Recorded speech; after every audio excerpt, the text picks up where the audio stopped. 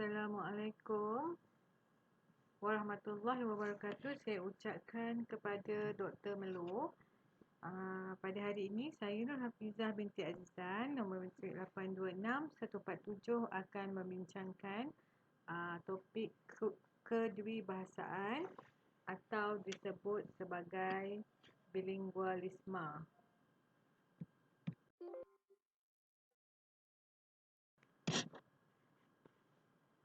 Baik.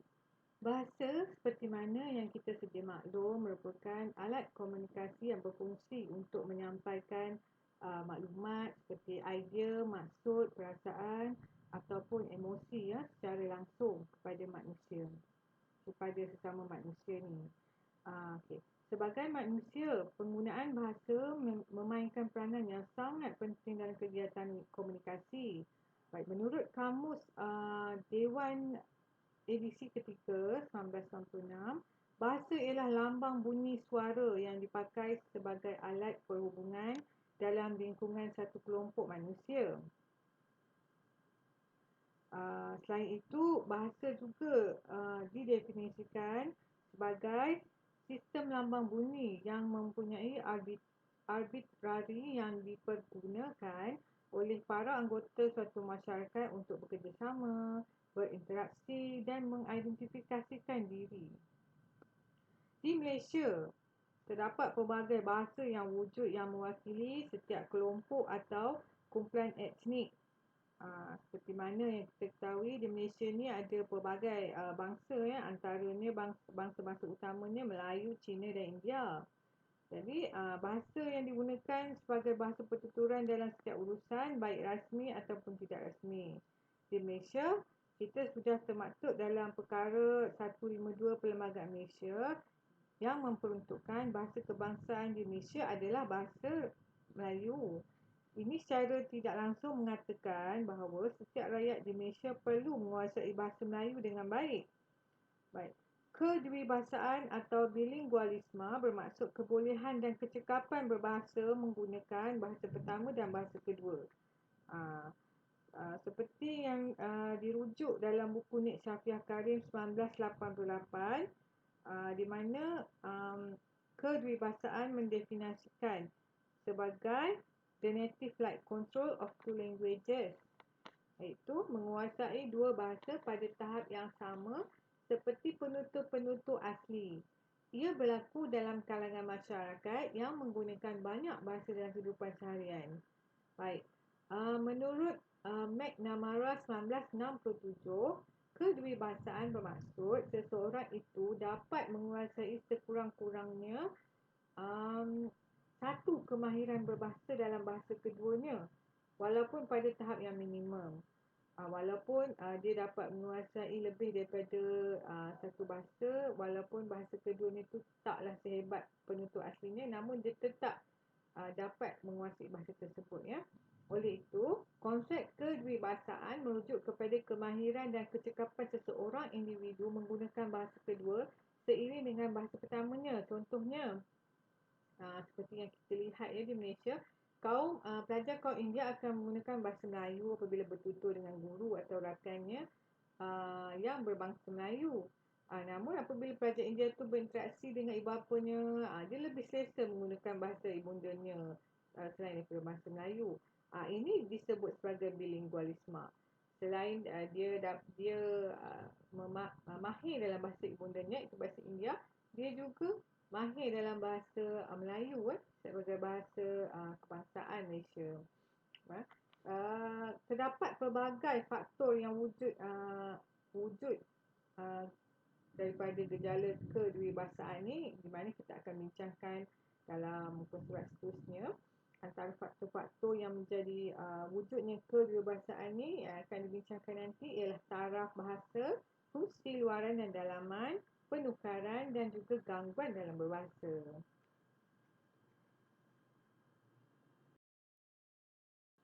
Baik, seterusnya, menurut Wenrich 1968, terdapat pelbagai faktor yang mewujudkan gejala kedwibahasaan atau bilingualisme dalam kalangan pelajar dalam penuturan dan penulisan. Antara faktor-faktor yang akan dibincangkan di halaman berikutnya termasuklah taraf bahasa, fungsi luaran dan dalaman, penukaran dan gangguan dalam berbahasa. Selain itu, Wenish juga mengemukakan dua istilah kedwibahasaan iaitu dwibahasa koordinat dan dwibahasa subordinat. Dwibahasa koordinat merujuk kepada penutur yang mampu menguasai kedua-dua bahasa dengan baik. Tak kiralah sama ada bahasa tersebut dipelajari sejak kecil ataupun diperolehi kemudiannya. Manakala dwibahasa subordinat pula adalah keadaan seseorang tersebut yang boleh menguasai bahasa keduanya, tetapi tidaklah secekap dengan penutur asal bahasa tersebut. Seterusnya, muncullah gejala dwibahasa disebabkan beberapa faktor yang mendorong seseorang itu menggunakan lebih daripada satu bahasa. McKee 1968 yang dirujuk dalam buku Nik Safiah 1988 muka surat 41 menyatakan bahawa kedwibahasaan dilihat sebagai satu gejala yang relatif keadaannya. Oleh itu, kedwibahasaan atau bilingualisme bukan sahaja meliputi kecekapan dua bahasa tetapi beberapa bahasa yang lain. Yang itu disebut juga sebagai multilinguisme. Jelaslah seseorang individu tidak terikat dengan dua bahasa sahaja dalam berinteraksi dengan masyarakat sekeliling. Sebaliknya, mereka menggunakan bahasa-bahasa lain juga dalam pertuturan. Di samping itu, McKee 1968 juga menyatakan terdapat 4 faktor utama yang tercetusnya kedwibahasaan iaitu seperti yang saya nyatakan dalam slide iaitu taraf, fungsi bahasa, penukaran bahasa dan juga gangguan bahasa. Jadi, kita akan bincangkan dengan lebih detail lagi tentang faktor-faktor kedwibahasaan ini di muka surat seterusnya. Baik taraf bahasa merujuk kepada taraf pencapaian kedwibahasaan yang berbeza-beza. Faktor yang menjadi ukuran ialah faktor penggunaan dan kefahaman terhadap bahasa kedua penutur dalam bentuk lisan maupun tulisan. Setiap penutur mempunyai tahap yang berbeza-beza dalam menguasai dua bahasa dengan baik. Baik contohnya terdapat individu yang mempunyai kefahaman yang sangat baik dalam sesuatu bahasa tapi gagal menjadikan bahasa tersebut sebagai bahasa penuturan. Hal ini kerana kegagalan dalam penguasaan tata bahasa, gaya bahasa, perbendaharaan kata dan sebagainya lah. Situasi ini dapat kita lihat di Malaysia. Terdapat individu yang hanya memahami perbualan semata-mata tetapi untuk menuturkan bahasa kedua dengan sempurna ada sedikit masalah lah dalam penuturannya. Namun begitu, terdapat juga individu yang mampu menguasai bahasa keduanya dengan baik. Seperti yang senang nak kita lihat ialah penggunaan bahasa Inggeris yang disebut sebagai bahasa kedua ni. Ada setengah individu tu sangat mahir menggunakan bahasa Inggeris, bukan saja sangat mahir dalam bertutur tapi sangat mahir dalam penulisan bahasa Inggeris juga. Tetapi ada juga sebahagian masyarakat yang hanya boleh memahami lah penuturan bahasa Inggeris tu tapi nak menulis dan nak berbicara dengan lancar dalam bahasa Inggeris tu agak minimum lah. Jadi itulah maksudnya Selain itu, kita pergi kepada fungsi bahasa. Selain taraf, faktor fungsi juga memainkan peranan wujudnya dwibahasa dalam kalangan masyarakat. Terdapat dua fungsi yang mendorong seseorang individu itu menggunakan lebih daripada satu bahasa iaitu fungsi luaran dan fungsi dalaman. Seperti mana yang saya tulis dalam slide ni, fungsi luaran mewakili daerah pertembungan bahasa, media massa, jangka waktu, keseringan dan tekanan.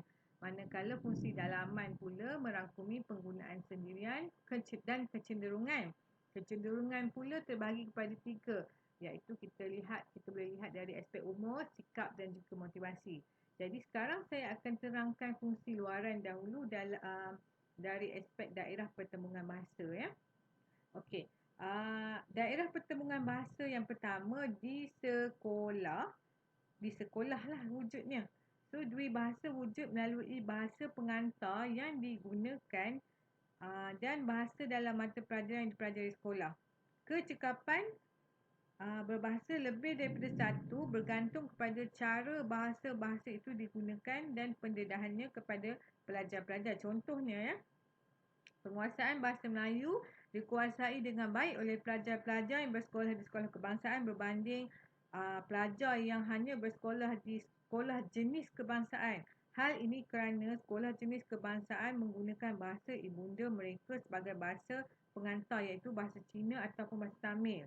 Oleh itu bahasa yang digunakan sebagai bahasa pengantar akan dikuasai dengan lebih baiklah berbanding bahasa Inggeris. Selain itu, kedwibahasaan juga wujud dalam suasana rumah tangga. Bahasa dalam kalangan masyarakat bergantung kepada bahasa yang digunakan dalam keluarga itu sendiri. Kesan daripada perkahwinan campur menyebabkan wujudnya dua atau lebih bahasa yang berbeza yang sering digunakan untuk berkomunikasi seharian. Contohnya, pelajar yang mempunyai bapa yang menuturkan dua bahasa yang berbeza akan terpengaruh dengan bahasa-bahasa tersebut. Misalnya, ibu dia berbangsa India dan ayah dia pula berbangsa Cina. Jadi pelajar itu secara tak langsung bila dia asyik mendengar sahaja perbualan dua bahasa yang berbeza daripada pihak ibu dan ayahnya, maka secara tak langsung dia dapat menguasai dua bahasa tersebutlah. Jadi selain itu juga, Wendy 1968 juga menggariskan kedwibahasaan juga bergantung kepada bahasa yang digunakan oleh masyarakat seharian. Contohnya negara Malaysia terdiri daripada pelbagai kaum dan etnik yang menjadikan negara Malaysia sebuah negara dwibahasa secara tak langsung. Terdapat pelbagai bahasa yang digunakan oleh masyarakat dalam berinteraksi sesama mereka.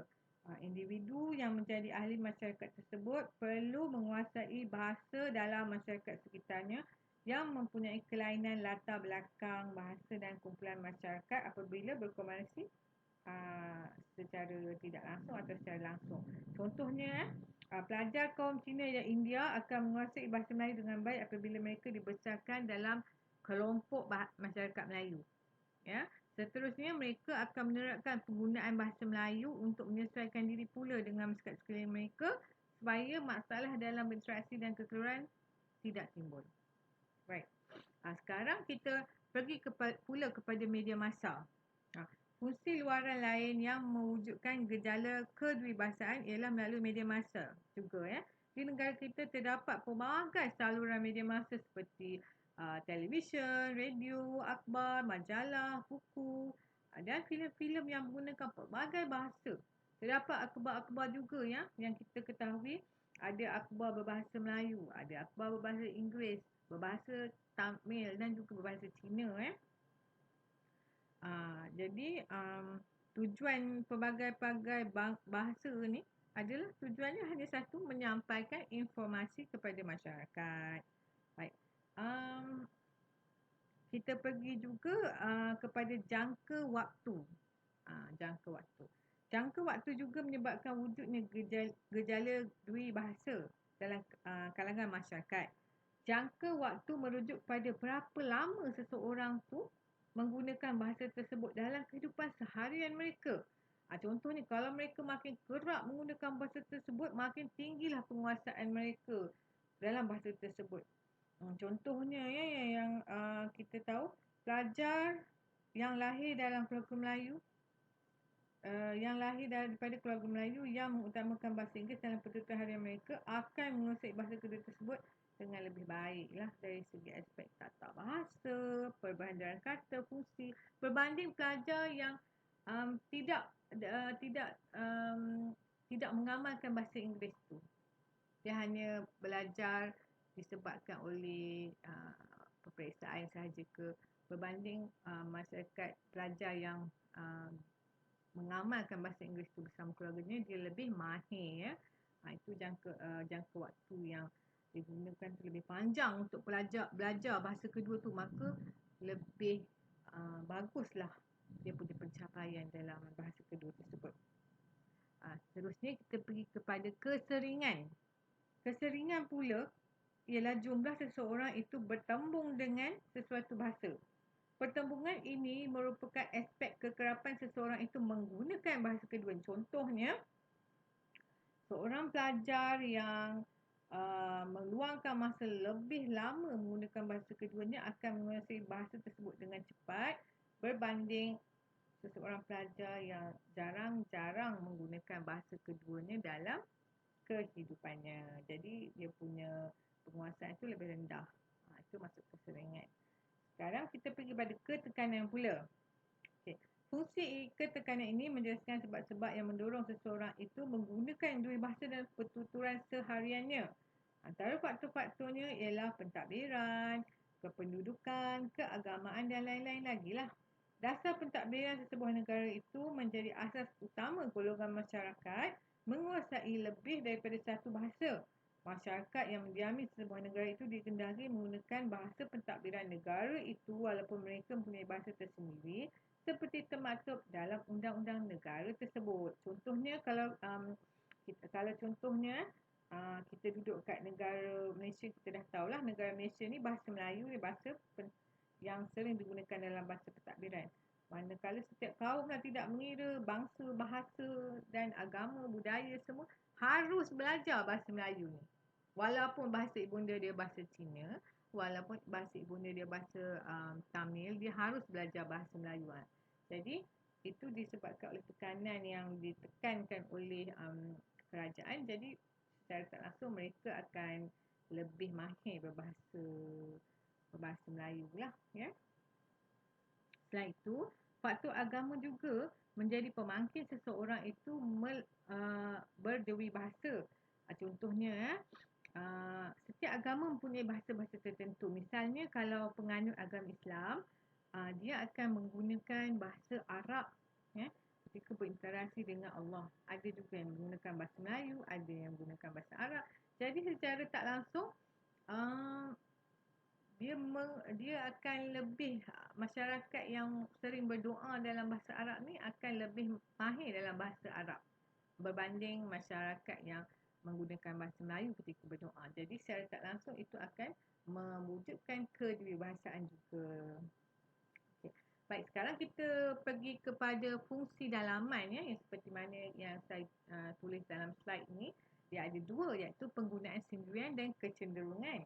Jadi kita pergi kepada penggunaan sendirian. Penggunaan sendirian ialah penggunaan yang tidak ditujukan kepada mana-mana pihak tapi digunakan untuk berinteraksi kepada diri sendiri. Seperti berfikir, berdoa, menulis catatan, membuat nota. Contohnya, seorang pelajar akan menggunakan bahasa Inggeris dalam menyiapkan tugasan mata pelajaran berkenaan seperti menyebut, menghafal, menulis dan merujuk kamus dalam memahami maksud perkataan dalam bahasa Inggeris. Namun begitu juga dengan bahasa-bahasa lain seperti bahasa Arab, Mandarin, Jepun dan sebagainya dan melahirkan pelajar yang menguasai bahasa kedua. Tapi bila dia banyak menggunakan sendiri penggunaan sendirian dalam penggunaan bahasa-bahasa ini, dia lebih cekap. Kerana dia lebih faham, ya, dia lebih faham ketika penggunaan bahasa sendirian tersebut. Okay. Jadi seterusnya kita pergi kepada kecenderungan pula, yang di mana kecenderungan ini terbagi pada umur, sikap dan juga motivasi. Baik, dalam aspek umur, okay, faktor umur merujuk kepada tempoh seseorang itu mempelajari bahasa kedua, di mana ia akan mempengaruhi kecekapannya. Kalau seseorang tu belajar bahasa kedua ni pada usia muda, dia mungkin lebih cekap lagi lah berbanding apabila usia ni dah lanjut dah, baru dia nak baru dia nak belajar bahasa kedua ni, dia mungkin lebih rendah dia punya kecenderungan tu, Selain itu, kita pergi kepada sikap pula. Sikap seseorang individu terhadap bahasa kedua dan penutur-penutur bahasa itu mempengaruhi perlakuannya terhadap bahasa-bahasa tersebut. Individu itu akan menggunakan bahasa kedua yang dikuasainya untuk menunjukkan dia merupakan seorang yang terpelajar, ataupun berada dalam kelas tertentu. Contohnya, seseorang pelajar itu akan menyelitkan beberapa perkataan Inggeris dalam penuturan bahasa Melayunya kerana kemasukan perkataan itu akan menunjukkan pelajar itu mahir betul-betul dalam bahasa Inggeris. Dan bila seseorang itu mahir betul-betul dalam bahasa Inggeris, mungkin dia anggap dia lebih bijak lah daripada orang yang tidak mahir bahasa Inggeris. Jadi itu daripada aspek sikap. Seterusnya kita pergi pula kepada aspek motivasi. Motivasi bergantung pada pendapat seseorang individu itu dalam mempertahankan dan mengekalkan kedua-dua bahasa, iaitu bahasa jati penutur dan bahasa kedua. Seorang individu itu akan berusaha meningkatkan penggunaan kedua-dua bahasa tersebut dalam situasi-situasi yang dihadapinya dalam memelihara bahasa tersebut. Contohnya, kita tengok interaksi harian seseorang pelajar di sekolah jenis kebahasaan Cina bersama rakan atau gurunya. Jika seseorang pelajar Cina berkomunikasi dengan guru berbangsa Cina, mereka lebih selesa menggunakan bahasa jati mereka, iaitu bahasa Cina, berbanding dengan guru berbangsa Melayu. Kalau dengan guru berbangsa Melayu, mereka akan gunakan bahasa Melayu pula kan. Macam itulah. Namun demikian, jika mereka berkomunikasi dengan guru bahasa Melayu, mereka akan menggunakan bahasa Melayu supaya tujuannya hanya satu, supaya maklumat yang disampaikan tu lebih jelas, lebih sampai lagi kepada guru tersebut. Jadi itu antara sebab-sebabnya. Seterusnya kita pergi pula kepada penukaran bahasa. Okay, selain daripada faktor taraf dan fungsi yang kita dah bincangkan panjang lebar tadi, penukaran juga mewujudkan gejala kedwibahasaan dalam kalangan penutur. Pertukaran bahasa, code switching, berlaku apabila terdapat perubahan dalam penggunaan bahasa-bahasa berdasarkan situasi yang dialami oleh penutur. Selain itu, penukaran bahasa mempengaruhi seseorang itu berbahasa disebabkan topik atau variasi bahasa yang digunakan dalam berinteraksi. Contohnya, seseorang pelajar India akan menggunakan bahasa Melayu apabila berinteraksi dengan guru di sekolah kebangsaan kerana bahasa Melayu adalah bahasa pengantar di sekolah tersebut. Manakala pelajar tersebut akan menggunakan bahasa Tamil apabila berkomunikasi dengan kaumnya atau ibu di rumah. Selain itu, semasa berkomunikasi juga akan berlaku pencampuran kod. Pencampuran kod berlaku apabila penutur mencampurkan lebih daripada satu bahasa ketika berinteraksi berdasarkan situasi yang dihadapinya. Contoh pencampuran kod ni macam dia akan mencampurkan logat atau dialek ketika dia berbahasa. Selain itu, kita pergi pula kepada gangguan bahasa. Gangguan bahasa merujuk kepada penggunaan bahasa A yang memperlihatkan unsur-unsur bahasa B yang berbeza dari ciri-ciri yang kebiasaannya bertentangan. Contohnya, dalam susunan frasa nama dalam bahasa Malaysia dengan bahasa Tamil. Frasa susu lembu menjadi lembu punya susu. Selain itu, dari segi sebutan pula, lori menjadi loli. Ini contoh. Perkataan ini disebabkan pelajar atau penutur Cina yang tidak menyebut konsonan R pada situasi-situasi tertentu. Justeru faktor-faktor yang ditemukan oleh Wenwich 1968 merupakan gejala berlakunya penggunaan dua atau lebih bahasa oleh seseorang individu selain bahasa ibunda yang dituturkan ketika berinteraksi dengan masyarakat sekeliling dalam situasi formal ataupun tidak formal. Oleh itu, dalam konteks pendidikan, kita perlu sedar bahawa gejala dwibahasa akan mempengaruhi proses pengajaran dan pembelajaran, sama ada dari segi taraf, fungsi, penukaran ataupun gangguan bahasa. Seterusnya, kita pergi pula kepada kesan dwibahasa. Antara kesan-kesan dwibahasa adalah percampuran kod, peralihan kod dan kewujudan dua variasi bahasa ataupun disebut juga sebagai diglosia. Huraiannya akan diuraikan dalam slide berikutnya. Okey. Pertama, pencampuran kod. Pencampuran kod atau juga disebut kod mixing berlaku apabila seseorang itu menukar-nukarkan bahasanya secara berganti-ganti dalam satu topik perbincangan yang sama.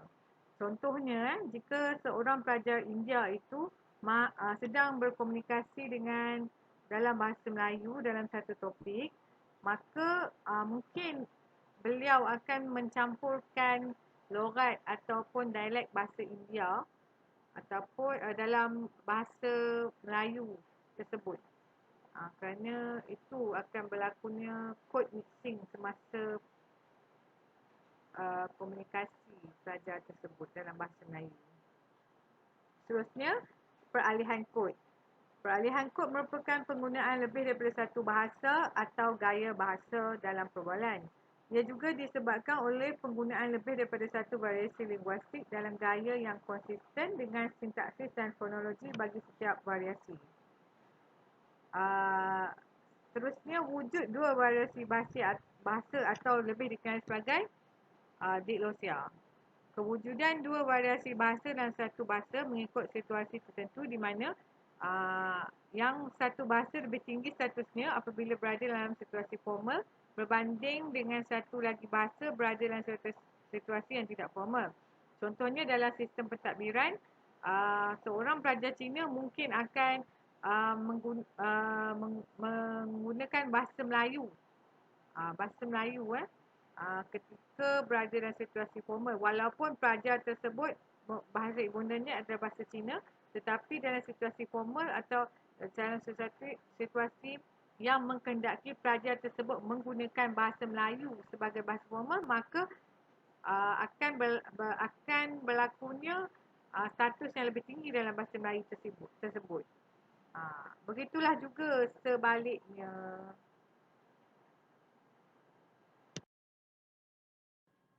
Okey. Baik. Setelah saya menerangkan berkenaan dengan maksud, faktor dan juga kesan-kesan